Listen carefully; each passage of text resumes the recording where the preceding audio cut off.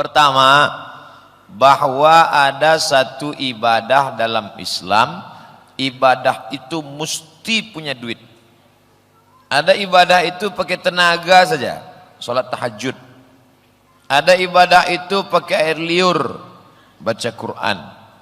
Ada ibadah itu tak pakai air liur, tak pakai tenaga, yang penting tahan aja, puasa. Tapi yang satu ini mesti pakai duit, itulah dia haji. Dan orang yang beribadah pakai duit ini balasannya cash. Wal hajjul mabrur laisa lahu jaza illal jannah. Orang yang haji mabrur balasannya langsung disebutkan dalam hadis surga. Mudah-mudahan pertemuan Bapak Ibu jamaah haji ini adalah pertemuan para penghuni surga insyaallah. Tapi kalau kita lihat dalam perjalanan Nabi, hajinya hanya sekali saja. Seumur hidup Nabi hanya sekali. Itulah dia haji wada. Haji yang terakhir, yang pertama dan penutup. 2 bulan setelah itu dia meninggal dunia. Haji bulan Zulhijjah, 10 Zulhijjah, 11, 12, 13 Tasyrik, meninggal 12 Rabiul Awal. Zulhijjah 10 hari, Muharram, Safar, Rabiul Awal, lebih kurang 2 bulan meninggal. Tak ada lagi haji setelah itu. Pelajaran pertama yang dapat diambil, hai orang beriman, carilah duit banyak-banyak, pergilah haji sekali saja.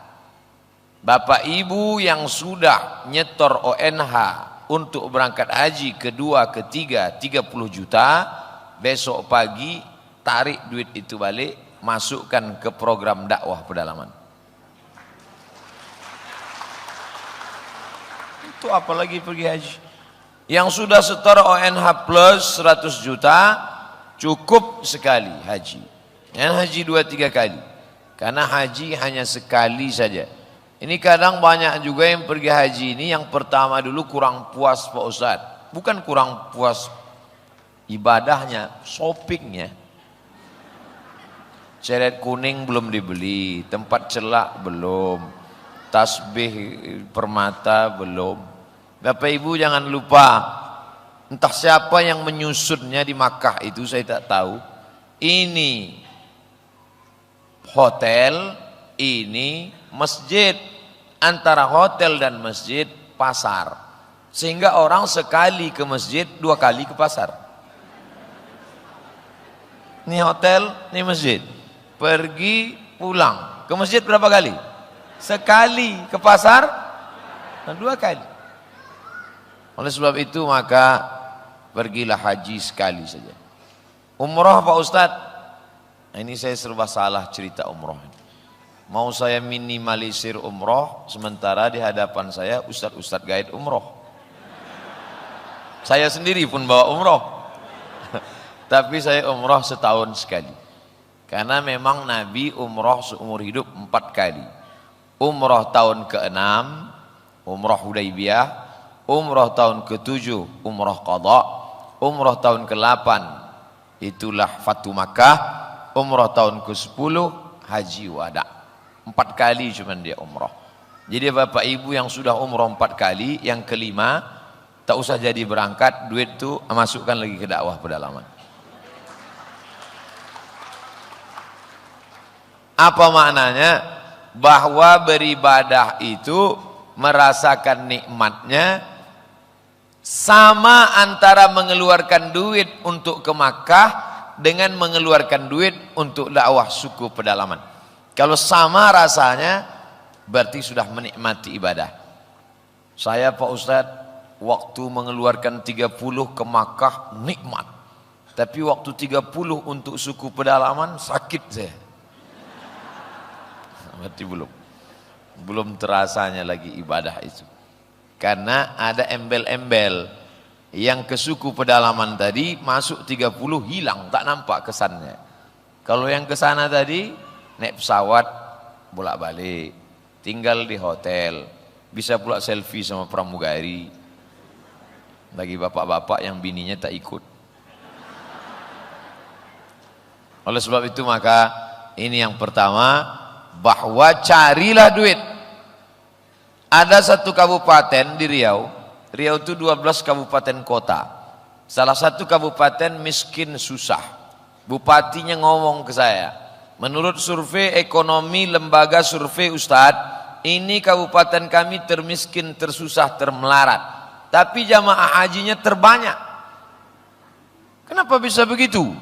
Karena setiap mereka bertanam kelapa, bertanam karet, bertanam padi, bertanam sawit, niat di awal berangkat haji, berangkat haji, berangkat haji. Waktu menanamkan, menugal bibit padi itu, berangkat haji, berangkat haji.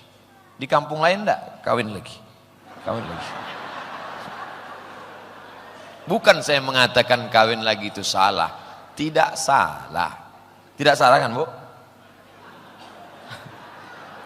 Tapi ini ada niat untuk berangkat haji.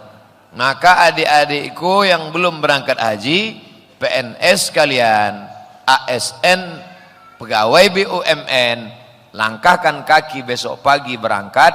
Bismillahirrahmanirrahim, la haula wala quwata illa billah, aku kerja mau berangkat haji. Harus ada niat. Ini sekarang banyak orang, kamu belum haji, belum Pak Ustadz, ada niat.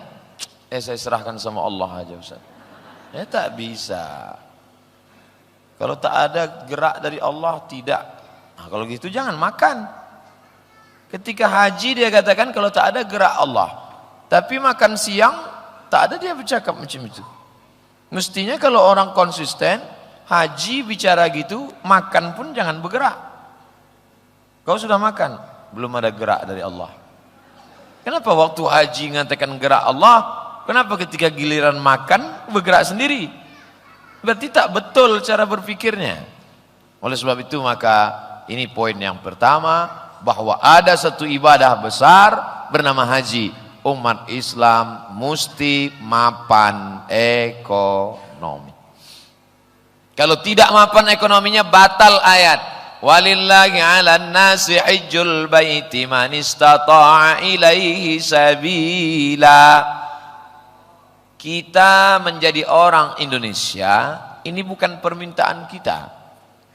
Tak pernah di antara kita ini yang request dulu, minta kepada Allah waktu Allah meniupkan ruh melalui malaikat, wa nafakha fihi ruh, ditiupkan ruh. Apa ada di antara bapak ibu yang hadir ini request, aku mau jadi orang Indonesia? Ada? Tak ada. Kita ditakdirkan menjadi orang yang paling jauh. India masih dekat, Pakistan lebih dekat, Irak dekat, tapi kita disebut dengan Indonesia. Nesia artinya pulau, Indo artinya India.